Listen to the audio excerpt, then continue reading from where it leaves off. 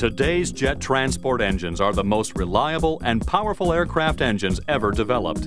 Over the past 40 years, technological improvements have increased the amount of thrust, improved fuel consumption, reduced noise, and reduced unwanted emissions. To accomplish these advances, internal engine pressure has been greatly increased on today's high-bypass turbofan engines. The reliability of the gas turbine engine has reached a level where severe engine failure is so unlikely that most pilots will never experience one in their flying career. However, modern turbine engines can still fail. And when they fail, whether with a loud bang and high vibration or just quietly decay to zero thrust, the pilot is expected to recognize the specific engine problem and then to take appropriate action. Over the last several years, data has indicated some pilots have attempted to diagnose aircraft malfunctions prior to establishing control of the aircraft. This has occurred despite the fact that all pilots are taught to fly the aircraft first. So why does the data indicate that they have not done this? One of the main reasons is the startle factor. Because of modern aircraft's high reliability, when a malfunction occurs, it is frequently the first time the flight crew is exposed to the true sensations of that malfunction. While simulators have greatly improved pilot training, they've not always realistically simulated the actual noise, vibration, and aerodynamic forces certain engine malfunctions cause. It also appears that the greater the physical sensations the pilot feels during the malfunction, the greater the startle factor. And the greater the likelihood the flight crew will try to diagnose the problem immediately instead of flying the aircraft first. When flight crews are interviewed after engine malfunction events, such as the surge of a large high-bypass engine during initial climb-out, they make very similar comments regarding the event. Pilots will often report that it felt like a bomb went off, or that the aircraft was falling apart. Each time an event occurred, the sound and the feel of the event were different, and often much more intense than indicated by any training the crews had received.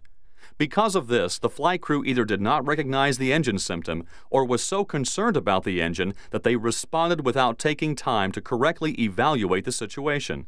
In each case, additional time spent in stabilizing the airplane's flight path before responding to the engine symptom would have avoided a serious event. Remember, all transport category aircraft are designed and certified to be controllable with the most critical engine failed.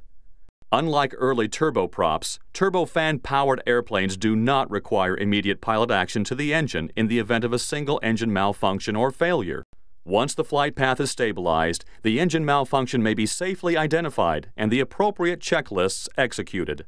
Taking the time to stabilize the flight path may sometimes lead to further engine damage, but despite that, the airplane still has the capability of safe flight. Engines are tested during initial certification to demonstrate ruggedness following bird and ice ingestion. Even after a major failure, such as the loss of an entire fan blade, which is an extremely rare event, the engine shuts down safely and the airplane is still airworthy.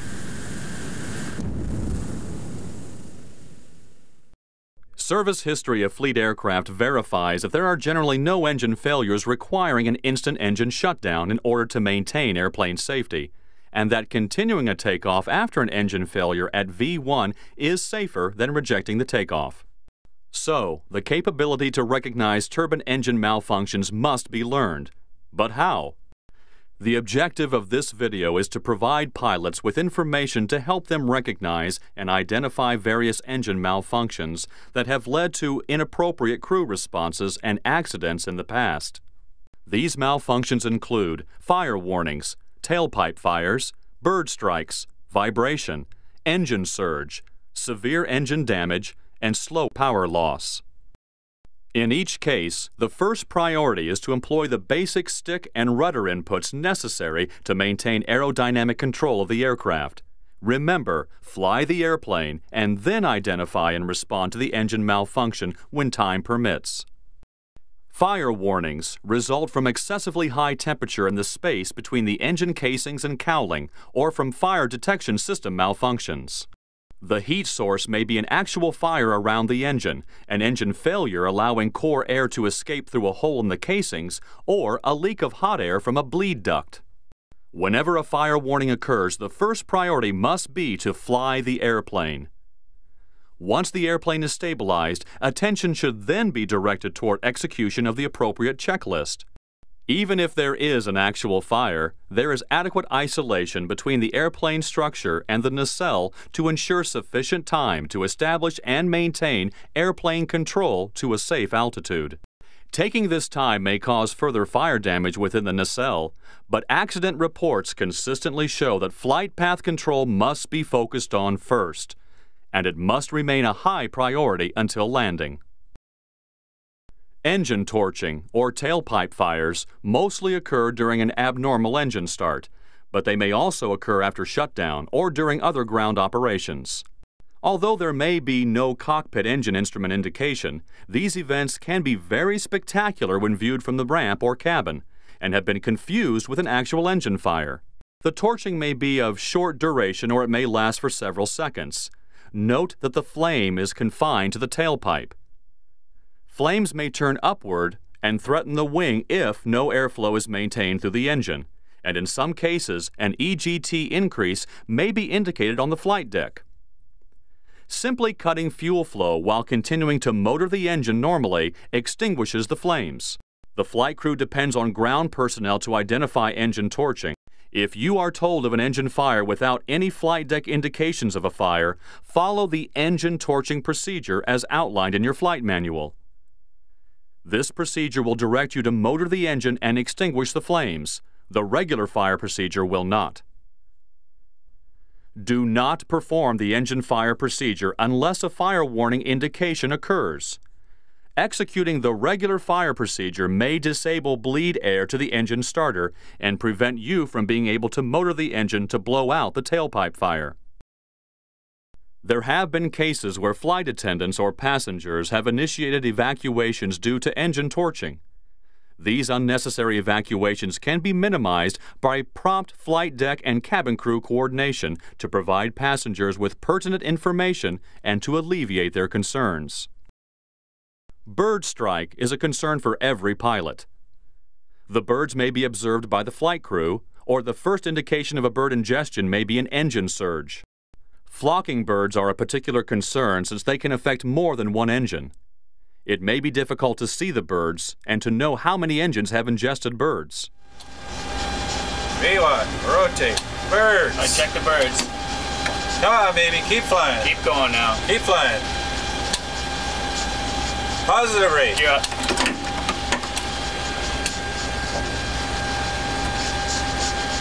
Come on, baby, that's it. Nice job. Keep flying the airplane. There's 400 feet. Okay, what's the problem? Most bird strikes occur close to the ground, at the very time when there is least opportunity to appraise the situation.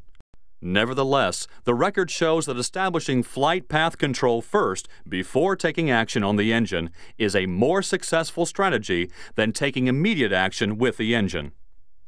There have been accidents resulting from bird strike-related rejected takeoffs above V1 speed, and in each case, the airplane was in fact safe to fly. Therefore, rejecting a takeoff due to a bird strike at speeds above V1 is not considered to be appropriate. Bird strike by an engine may be accompanied by audible thuds, vibration, engine surge, unpleasant odors, and abnormal engine instrument readings such as high EGT. Throttling back an engine may be needed to clear a stall after the airplane has been placed on a stable flight path. If the engine involved cannot be positively identified, do not shut it down. In the unlikely event of multiple engines surging, prompt action may be required to clear the stall on the engines one at a time to assure that some power is available later. Engine vibration may be caused by a fan unbalance. This can come from ice buildup.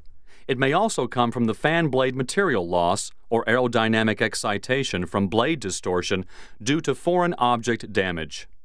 Vibration can also come from internal engine failure such as a bearing failure. Cross-reference of all engine parameters will help to establish whether an engine failure actually exists. Engine-induced vibration felt on the flight deck may not be indicated on instruments. For some engine failures, severe vibration may be experienced after the engine has been shut down to the point where instruments are difficult to read. This vibration is caused by the unbalanced fan, windmilling at an engine speed close to an airframe's natural frequency, which amplifies the vibration. Changing airspeed and/or altitude will change the fan windmill speed, and an airplane's speed may be found where there will be much less vibration. There is no risk of an airplane's structural failure due to vibratory engine loads during this windmilling action. From a flight crew member's perspective, one of the most startling events is the engine surge or stall on takeoff or during flight. An engine surge is, in the simplest terms, the breakdown of the airflow in a turbine engine. When the compressor blades stall, they are no longer able to force the air through the engine from front to rear. Now the high-pressure air in the middle of the engine can escape explosively from front and back simultaneously. Usually there are visible flames from both ends of the engine, accompanied with one or more very loud bangs. This violent airflow reversal will produce an instant loss of thrust and an immediate yaw that will literally spill most of the coffee from your cup. This yaw is accompanied by a vibration that cannot be duplicated in the simulator. Bird strikes, internal engine failures, engine pneumatic bleed malfunctions, or internal engine clearance changes can cause a surge. It is usually a problem in the compressor system and so is often referred to as a compressor surge or compressor stall. The magnitude of the symptoms, such as the loudness of the noise and the severity of the vibration, vary with the power setting and the type of instability in the compression system. Low altitude and high power settings produce the loudest bangs and the most violent yaw and vibration. High altitude surges are frequently associated with engine power changes during leveling off or when initiating an altitude change. High altitude surges generally result in a muffled noise, light vibration, and increasing EGT, and may require power reduction to clear the condition. Some surges allow the engine to recover with no flight crew action. Others recover after flight crew action to reduce power. The most severe surges are non-recoverable. When the engine recovers by itself, it is best to just fly the airplane and not interfere with the engine. Identification of a recoverable compressor surge or stall condition based on engine parameter fluctuations or changes alone can be difficult, due in part to the fact that the event is usually over in the blink of an eye. Generally, most flight crews identify the condition as an engine malfunction when the EGT exceeds its limits or the EGT gauge turns red. If EGT continues to rise following a surge, the thrust lever should be retarded to allow the engine to recover. Then, after the engine recovers, power should be reapplied slowly. If the engine does not stall again when the power lever is re-advanced, the power can be left high. If the engine stalls again with the reapplication of power lever input, the power setting may need to be left at a lower power or idle condition. Continue to fly the airplane to ensure the indications return to normal. If the engine does not recover or the EGT remains out of limits, then a shutdown of the engine may be the logical choice depending on the operational situation. Your flight manual and checklists identify the specific procedures to follow. Remember that an engine at idle still provides power for airplane systems and creates less drag than if shut down.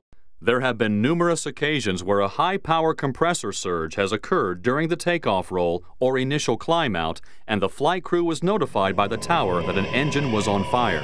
As a result, the flight crews accomplished the engine fire checklist and shut down the engine, even though there was no fire warning enunciated in the cockpit.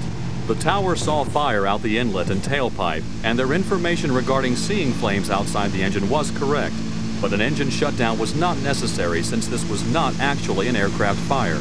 While the likelihood of high-power engine surge is rare, the startle factor associated with loud bangs and airplane vibration has led to instances of inappropriate action such as rejecting the takeoff after the V1 speed, shutting down the wrong engine, improperly executing the failure climb profile, or failing to comply with established ground tracks to clear rising terrain. Only take action to address the surge after stabilizing the flight path. Recent interviews with pilots who have experienced high-power compressor surge malfunctions during takeoff and initial climb have revealed that they have initially thought that a bomb had exploded, or that they hit a truck, or had a mid-air collision. Remember, no matter how loud the bang, airplane control is always the first priority.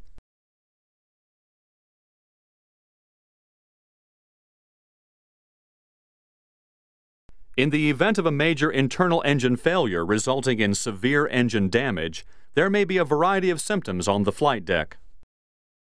Fire warnings, engine surge, vibration, high EGT, fluctuating RPM, oil system parameters out of limits, and thrust loss. Any one of these symptoms alone could be from a more benign malfunction, but multiple symptoms are a good indication of severe engine damage, and visual inspection by the cabin crew can be very helpful in confirming this. Visual symptoms may include flames, smoke, or visual damage to engine cowlings. It may not be possible to distinguish initially between an engine surge without damage and one accompanying severe damage. The symptoms of the two kinds of events can be very similar, and from an operational standpoint, it is not important to know immediately which of the two has occurred. If it does become necessary to shut down the engine, wait until you positively identify the engine you select as actually being the malfunctioning engine.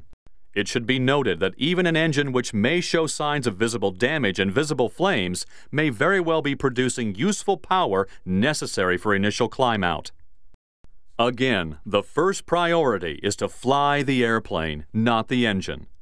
After you have positive control of the aircraft's flight path, then identify and secure the affected engine when time permits. Diagnosis of exactly what caused the engine problem is neither necessary nor safe if it diverts resources from flying the airplane. The malfunctions discussed so far have compelling cues, such as loud bangs, vibration, and warning or advisory messages. In each case, the challenge is to fly the airplane without being distracted by very compelling or alarming engine symptoms. The last type of malfunction to be discussed here is more subtle: slow decay of thrust, or non-response to power lever. These can be subtle in fact to the point that it can be completely overlooked, with potentially serious consequences to the airplane. If an engine slowly reduces power, or when the thrust lever is moved the engine does not respond, then the airplane will experience asymmetric thrust. The problems will most likely develop at a point during the flight when the autopilot is engaged. The autopilot will compensate for the asymmetrical thrust on its own. It takes an alert flight crew to recognize the situation that's developing. If the airplane is badly mistrimmed when the autopilot is manually disconnected, or when the autopilot reaches the limits of its authority and automatically disconnects, only seconds remain before an unusual attitude is encountered. If no external visual references are available, such as flying over the water at night or an IMC, the likelihood of an upset increases. This condition of low-power engine loss with the autopilot on has caused several aircraft upsets, which were not always recoverable. Flight control displacement or trim input indicators may be the only obvious indication that the autopilot is trimming the aircraft away from the coordinated flight. Vigilance is required to detect these stealthy engine malfunctions and to maintain a safe flight attitude while the situation is still recoverable. But a slowly changing asymmetric thrust problem is not an easy one to detect. Symptoms may include multiple system problems such as generators dropping offline, low engine oil pressure, unexplained airplane attitude changes, significant differences between primary parameters from one engine to the next. If asymmetric thrust is suspected, the pilot must be prepared to make immediate rudder or trim inputs to avoid an uncommanded aircraft roll. The first response must be to make the appropriate rudder input or trim adjustment. Disconnecting the autopilot without appropriate control input or trim adjustments may result in a rapid roll maneuver. Different aircraft from different airframe manufacturers display different types of indicators to the pilot regarding the amount of trim the autopilot may be adding to the system. Consult your flight manual and training department to gain a full understanding of how your particular aircraft provides visual, audible, or tactile indications of the amount of trim being added by the autopilot. The sequence of events and severity of symptoms experienced during an engine malfunction may vary from the events shown in this video and from those experienced in a simulator. Engine malfunctions vary from one event to the next. The failures shown here were selected as relatively severe, but not the most severe that have ever occurred. Simulation of failures may be limited by simulator capability, which may not permit realistic levels of noise and vibration symptoms. Industry is currently addressing these concerns to enhance the simulation realism for such failures. This video is intended to provide general information on the characteristics of some high bypass engine failures and malfunctions. It is not intended to be an in-depth study of all possible engine failure modes. Specific remedial action to be taken in the event of an engine failure is published in the Airplane Flight or Operating Manual.